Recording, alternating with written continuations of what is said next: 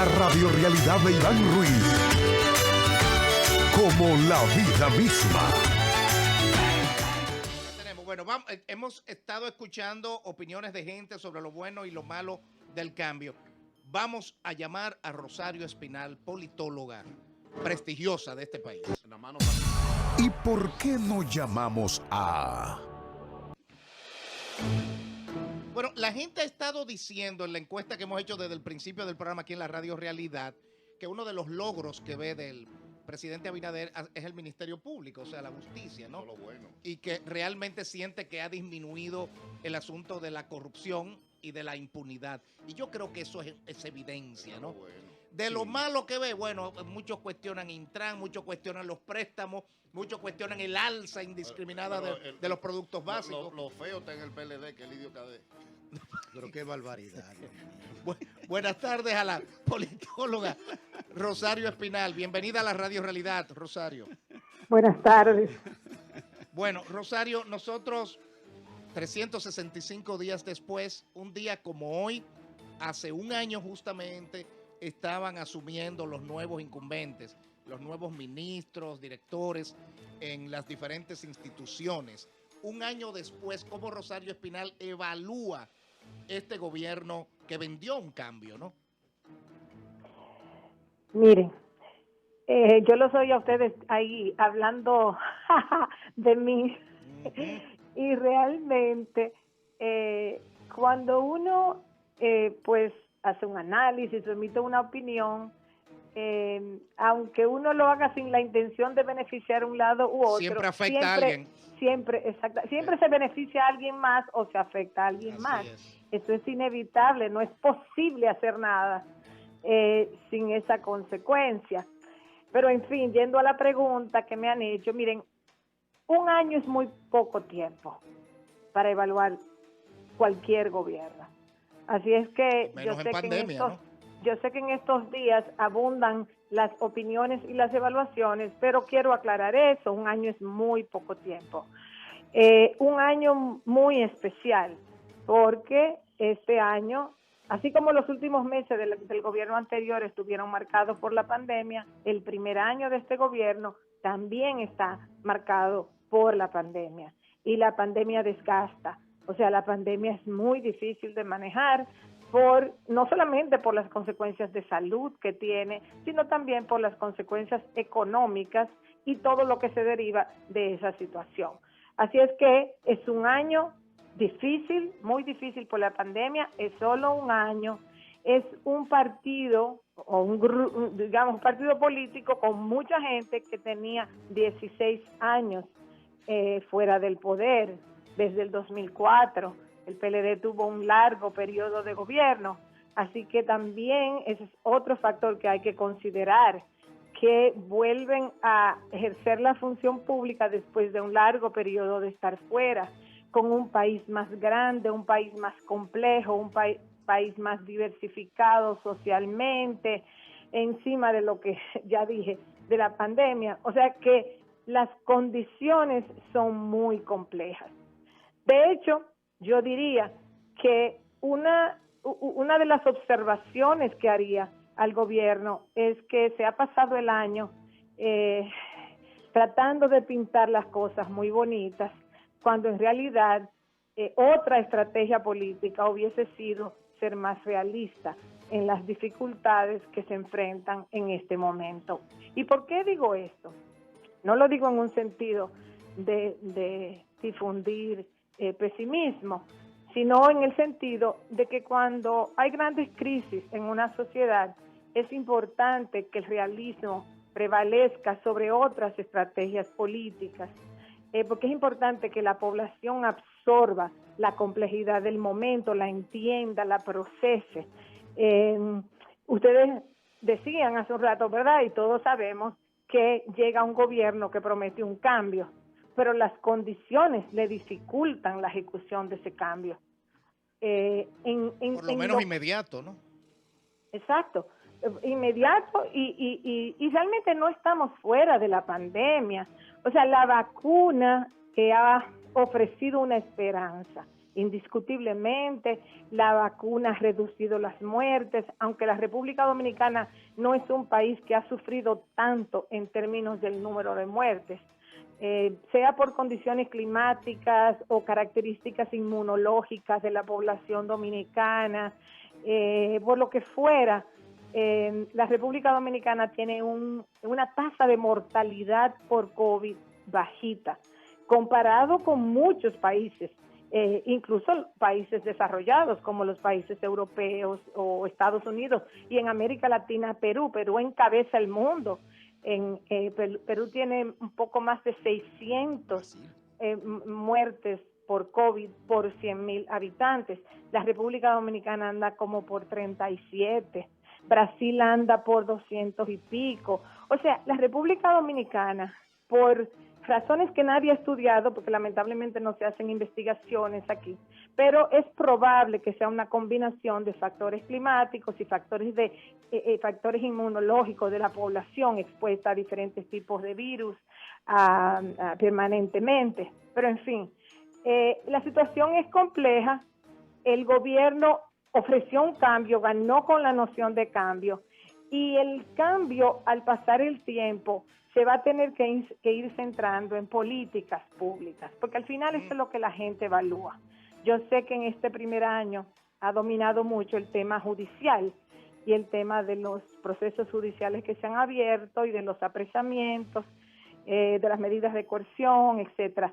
Pero en la medida que avance el tiempo, la población busca efectividad en las políticas públicas, en política económica, políticas sociales, y ahí es donde está el inmenso desafío que para fines de la población va a ser importante, sobre todo ya después que pase el primer año o después que pase el segundo año del gobierno. Rosario, ¿qué ve positivo y negativo? Por ejemplo, voy a ser específico. Mucha gente dice que el presidente, que el gobierno se lleva mucho de las redes. Está como muy medio arrodillado ante la opinión que se pueda generar en las redes, y que el presidente se expone mucho, que deberían como administrarlo mejor. Y la tercera parte, y yo estoy de acuerdo con esto que estoy exponiendo, quizás no se ha sabido manejar una estrategia comunicacional efectiva y asertiva. Parece que los estrategas de comunicación del gobierno, sobre todo de Palacio, del presidente, decidieron hacer un uso o quizás un sobreuso, eso el tiempo dirá, de la figura presidencial. Hasta ahora es bueno, pero siento que puede desgastar, puede ser peligroso. Ajá, porque fíjense, al presidente lo tienen hasta grabando los anuncios de publicidad del gobierno. Hasta el voiceover, hasta la voz de off. O sea, es el mismo presidente que hace los anuncios. Sí. Entonces, es un uso muy fuerte. Es como que hay un sobreénfasis en la figura presidencial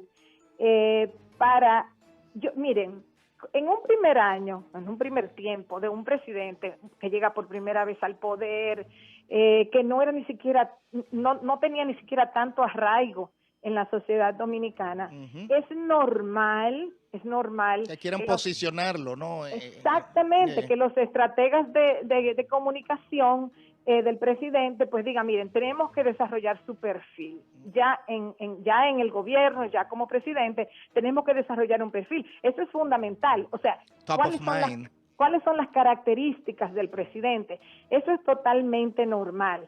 Ahora, de ahí a tenerlo como el vocero, como el apagafuego, como el anunciante, o sea, en todas esas facetas, quizás... Es que se le pegan los foul también y los de ball, ahí es donde está el problema.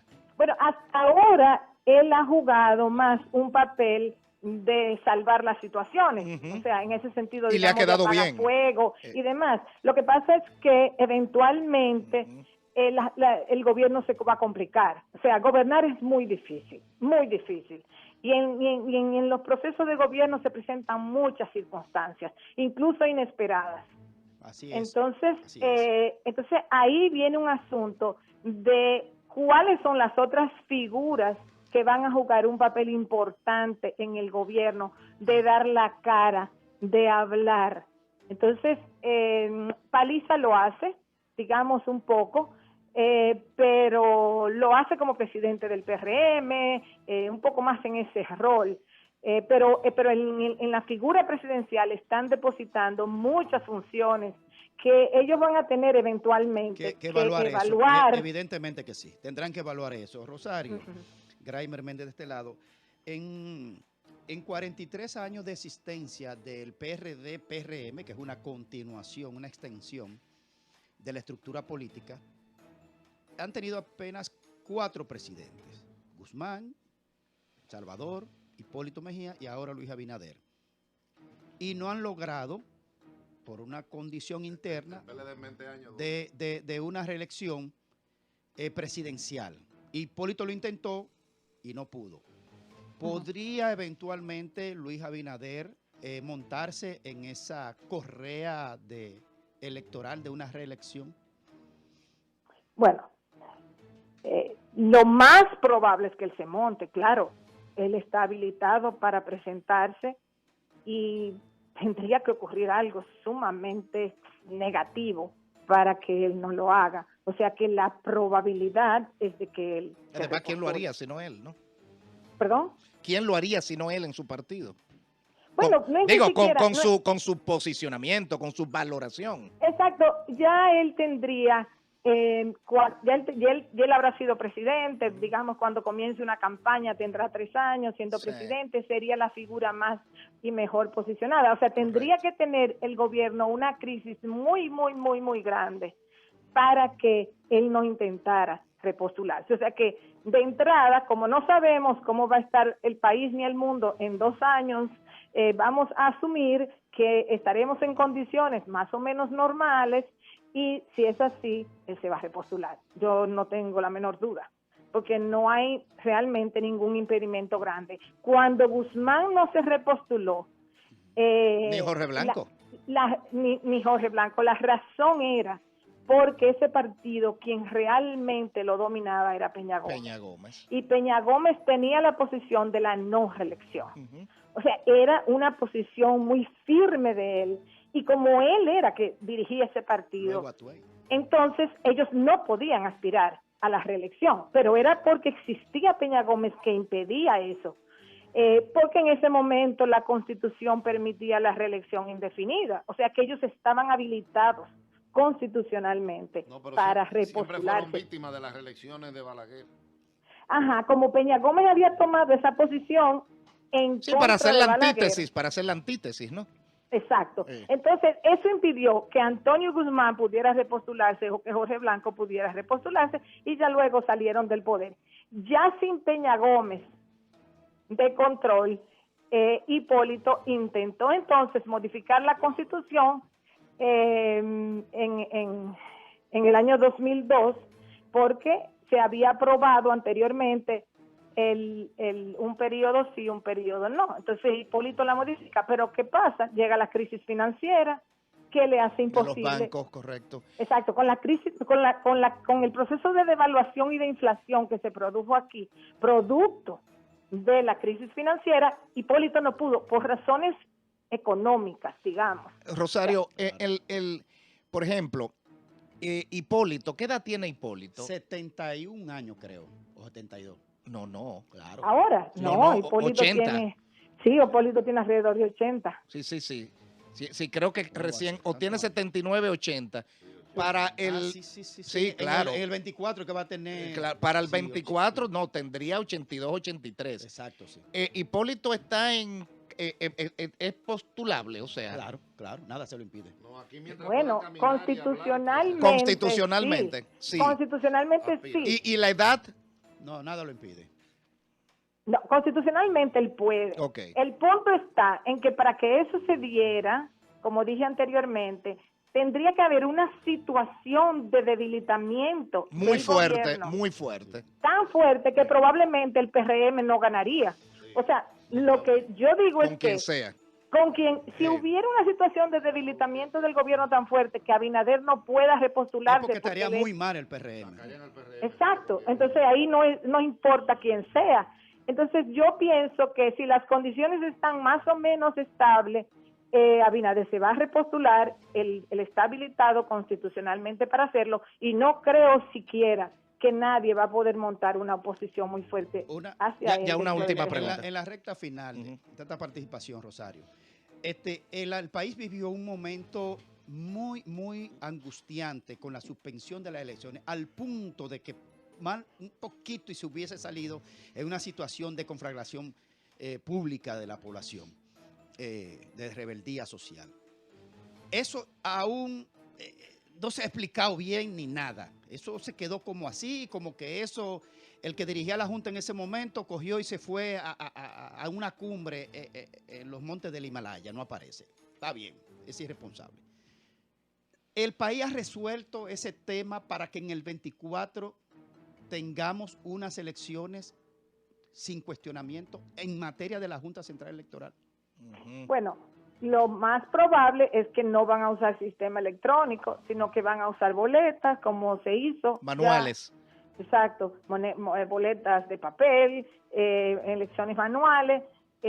Supongo que eso es lo que van a hacer. Yo recomendaría eso, no porque no haya posibilidad de fraude con boletas de papel, porque todas las disputas electorales anteriores en este país. La que Balaguer ganó, que no y ganó. cuando nos aproximamos de que a hacer un paso de avance, mira el desastre que pasó. Dios mío. Ajá. Muy lamentable, realmente, muy lamentable, porque el sistema automatizado pudiera funcionar muy bien, e incluso por ejemplo, para el conteo sería muy ágil, muy rápido, para el voto preferencial sería muy bueno, porque el voto preferencial genera muchos problemas cuando se están contando los votos en las mesas.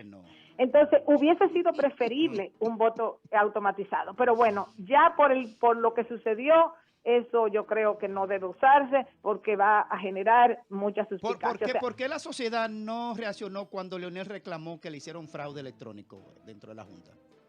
Porque era linterna, ¿no? Sí, porque, o sea... bueno, además porque no se detectó realmente ningún problema tecnológico, aunque Leonel culpó la tecnología con el algoritmo, el método de ritmo. Pero realmente eran unas elecciones internas. Y Leonel se merece en ese momento que le dieran esa bofetada, porque no le pusieron ni caso. Pero era más porque eran internas. La gente no se metió mucho ahí porque eran internas. No, porque la sociedad estaba molesta con Leonel también, mucha parte de la sociedad civil.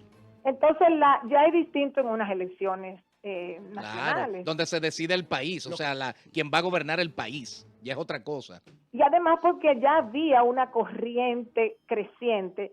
La suspensión de las elecciones municipales realmente disparó en positivo, digamos, a la oposición. O sea, la oposición ganó mucho terreno. Una pregunta, Rosario. La gran mayoría no votó a favor del PRM para una primera vuelta, votó en contra del PLD por la corrupción y la impunidad, ¿no?